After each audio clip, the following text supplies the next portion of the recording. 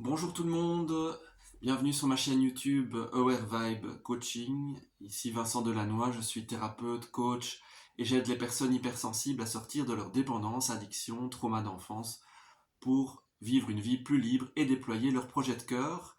Alors avant de commencer, merci de me soutenir en appuyant sur le pouce, un petit j'aime pour me soutenir dans mes vidéos. Et alors, appuyez aussi sur la petite cloche pour vous abonner et vous recevrez régulièrement des nouveaux conseils, des nouvelles vidéos euh, par rapport aux dépendances, addictions, trauma et tout ça. Voilà. Un grand merci d'avance. Alors aujourd'hui, on va voir le sujet vivre dans le regard des autres. Vivre dans le regard des autres, très important dans mon parcours. Ça a été quelque chose de compliqué, de difficile à vivre, parce que je vais dire, à partir de 5-6 ans, j'ai commencé à vivre à travers les autres pour fuir mon le milieu familial et pour fuir ma vie. J'avais l'impression de ne pas exister par moi-même et donc j'ai tout de suite, j'ai très vite été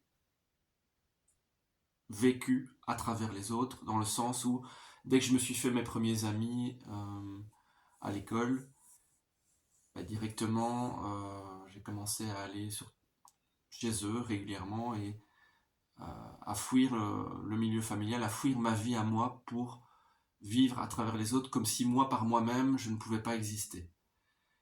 Et donc ça a été un schéma que j'ai mis en place pour fuir ma vie à moi. Et pourquoi j'en parle? Parce que si vous avez des dépendances ou addictions, si vous avez une personnalité qui a tendance à être dépendante, ou si vous êtes carrément dépendant ou addict, euh, certainement que vous vivez ça. Ou peut-être même pour des personnes qui ne sont pas addictes, c'est possible d'avoir ça, de vivre à travers les autres. Et ça provient à la base d'un manque d'estime de soi. Moi, j'avais un manque d'estime de moi-même, un manque de confiance en moi. J'avais l'impression que je devais aller chercher chez les autres des choses que je n'ai pas. Et donc, ça part de là. Vraiment un manque d'estime de soi qui peut provenir de l'éducation, généralement, oui, de l'éducation des parents. Très certainement, dans mon cas, un parent qui a un manque d'estime de lui-même aussi, et donc qui me le transmet. C'est souvent des choses transgénérationnelles qui se transmettent de génération en génération, et donc c'est un manque d'estime de soi, un manque de confiance en soi, en ses capacités, euh, ne pas avoir confiance en soi, avoir l'impression de ne pas exister par soi-même et de devoir exister à travers les autres. Et donc je dirais que c'est vraiment ça qui est à la base du fait de vivre à travers le regard des autres. La base, c'est un manque d'estime de soi. En tout cas, c'est comme ça que moi je le vois dans mon parcours. Et donc, j'ai fait une vidéo là-dessus, sur l'estime de soi. Et c'est le socle d'une existence, je dirais, pleine et d'une existence par soi-même. C'est l'estime de soi qui permet ça. Ensuite, vous avez l'impression que vous n'êtes pas assez et vous cherchez à combler le manque à travers les autres. Moi, j'ai toujours trouvé, depuis tout jeune, j'avais l'impression que je n'étais pas assez. J'avais l'impression qu'il me manquait quelque chose, d'être vide, d'être incomplet. Et donc, j'allais chercher à travers les autres ce qu'il me manquait, ou ce que j'avais l'impression qu'il me manquait. Et donc, à travers les autres, j'avais l'impression d'exister enfin. Ah oui, j'avais une importance parce que l'autre me considère. Mais donc, c'est vraiment une forme de dépendance. Je dépends des autres. Sans les autres, je n'existe pas, je ne suis rien. Je ne suis pas assez. Donc, je vais chercher chez les autres. Et donc, certainement que vous avez déjà vécu ça. Et donc, vous allez essayer de combler une sorte de vide euh, à travers la vie des autres. Vous allez aller chercher chez eux ce que vous avez l'impression qu'il vous manque. Parce que c'est une impression, c'est une illusion. Mais notre mental nous fait croire qu'il nous manque quelque chose, alors qu'en fait on est déjà complet à la base. Mais notre histoire familiale va nous faire croire qu'on n'est pas assez. Moi, par exemple, ça vient d'un rejet qui vient de mes parents, hein, un rejet de qui je suis, j'ai pas reçu assez d'attention, ma sensibilité a été rejetée, et ils n'en peuvent rien. Ils ont été maladroits parce que ça vient de leurs parents aussi, et donc ce sont des choses qui sont transmises de génération en génération, et ils n'en peuvent rien, mais voilà. Et donc, j'ai essayé de combler, je pensais que je n'étais pas assez complet, donc j'ai essayé de combler à travers les autres euh, ce que je n'avais pas, mais bon, j'ai compris avec le temps que c'était une illusion et qu'en fait, il n'y avait que moi qui pouvais m'apporter ça. Donc, point suivant, vous recherchez l'approbation des autres. En vivant à travers les autres, en fait, je recherchais leur approbation. J'attendais de l'amour des autres, j'attendais qu'ils... Oui, je cherchais leur approbation. Est-ce que je suis assez? Dites-moi, est-ce que vous m'aimez? Est-ce que vous m'aimez? Est-ce que je suis assez?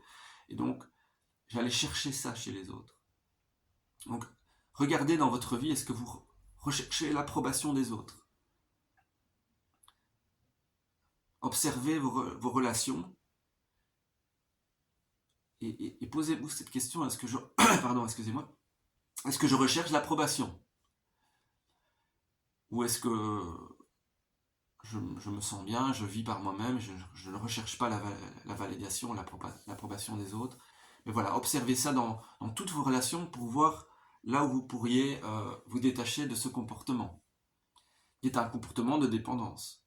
À partir du moment où je recherche l'approbation des autres, c'est un manque de confiance en soi et c'est une forme de dépendance. Et ensuite, vous recherchez une validation chez les autres. Donc en fait, en recherchant l'approbation, vous recherchez à être validé, comme si vous-même vous n'arriviez pas à vous valider. Vous ne savez pas si vous valez quelque chose, donc vous allez chercher cette valeur chez les autres. Dites-moi si je vaux quelque chose. Moi, c'est comme ça que je fonctionnais. Hein. À partir de 6 ans, j'ai commencé à vivre chez les autres, hein, chez des copains de classe et tout ça, chez des amis d'enfance. Et donc, je cherchais cet amour, je cherchais cette approbation, je cherchais de la valeur chez les autres. J'attendais qu'on me dise « Tu es quelqu'un de bien, Vincent ?» Ou le fait qu'on ait envie de traîner avec moi, je cherchais la valeur chez les autres, qu'on me donne de la valeur. Moi tout seul, je n'ai pas assez de valeur, donc je vais chercher l'approbation, la validation, en traînant avec les autres, en passant du temps avec eux. Et donc, moi par exemple, je passais énormément de temps chez eux, chez mes amis d'enfance, quelques amis que j'avais, et je passais franchement les 3/4 de mon temps avec eux. Et chez moi, j'étais juste chez moi pour manger, et le soir, oui, je rentrais le soir, mais tout le reste du temps, j'étais un maximum chez les autres. Je cherchais vraiment cette valeur à travers eux. Je cherchais, oui, à être aimé, à être validé. C'est vraiment tout ça que je cherchais, quoi. Donc observez, si vous vivez ça avec certaines personnes, dans vos relations, observez vraiment, je vous invite vraiment à observer ça, pour comprendre comment vous fonctionnez, et si vous êtes dans des dépendances. C'est bien sûr lié, entre autres, à la dépendance affective, mais en fait, la dépendance peut prendre plein de formes différentes. Parce qu'on parle toujours de dépendance affective, mais en fait, la dépendance peut prendre une multitude de formes. Ça peut être la recherche de validation, la recherche d'approbation, la recherche de valeur. Ça prend plein de formes, il y a beaucoup de nuances en fait dans la dépendance. Et c'est parce qu'on met toujours... Je trouve qu'on a tendance à mettre l'étiquette dépendance affective, mais en fait ça prend plein de formes différentes. Et c'est un peu à vous à essayer de saisir ça, de comprendre ça. Qu'est-ce qui vous attache encore aux autres? Qu'est-ce que vous recherchez encore chez les autres à combler et que vous ne comblez pas par vous-même?